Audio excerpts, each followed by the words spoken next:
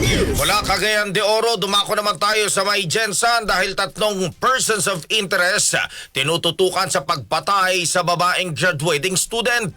Kasama mo mula sa RMN General Santos si Radyoman Brian Oñate. RMN Live Report!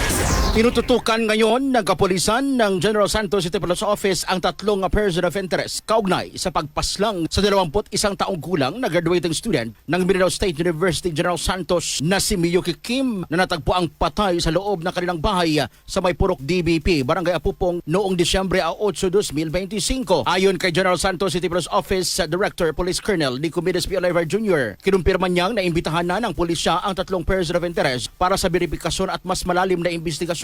Ayon kay Police Colonel Olivar, robbery ang pangunahing tinitingnan na motibo matapos madiskubrihan na nawawala ang pera sa kwarto ng biktima. Wala namang natanggap na ulat na ginahasa ang biktima, subalit hinihintay pa rin ng pulisya ang opisyal na resulta ng autopsy upang matukoy ang buong pangyayari. Matatangdaang natagpo ang duguan at tadtad ng saksak ang biktimang si Yuki. Tiniyak naman ni Police Colonel Olivar na ginagawa nila ang lahat upang agad na marisolba ang kaso at maibigay ang hustisya sa biktima na isang graduating student ng Bachelor of Science in Fisheries sa Emesio Jensan. Samantala, nagpalabas rin ng pagkundina ang universidad na pinag-aaralan ni Yuki. Ayon sa statement ng Mindanao State University Jensan, nadasal nila ang agarang pagresolba sa kaso ng kanilang estudyante. Kasama mo sa RMN General Santos, Radyoman Brian Oñate, Tatak RMN.